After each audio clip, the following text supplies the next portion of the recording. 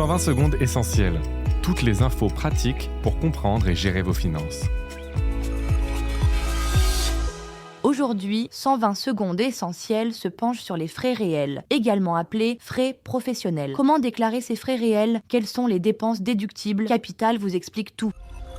Les frais réels correspondent aux frais professionnels, c'est-à-dire aux dépenses supportées par les travailleurs dans le cadre de leur travail. Frais de déplacement, de téléphone, de formation professionnelle, frais de repas, etc. Ils peuvent donner lieu à une réduction d'impôt. Les dépenses doivent correspondre à une véritable nécessité professionnelle et être justifiées par un besoin réel de l'activité professionnelle. La dépense doit être modérée et proportionnelle à la nature de l'activité professionnelle.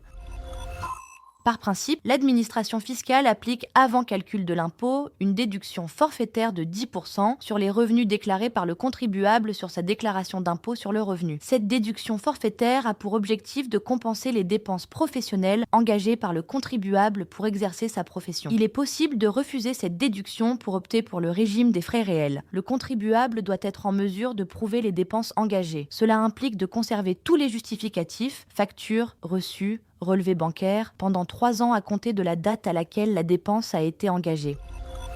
En cas d'option pour les frais réels, le contribuable doit déclarer sur sa déclaration de revenus la valeur réelle de ses frais professionnels dans la case AK. Ce montant est ensuite déduit des revenus bruts déclarés par le contribuable pour le calcul de l'impôt dû.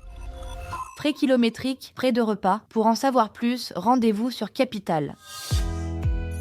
Ce podcast a été écrit par les journalistes de Capital et mis en voix par une intelligence artificielle. Abonnez-vous sur votre plateforme habituelle pour écouter chaque épisode dès sa sortie.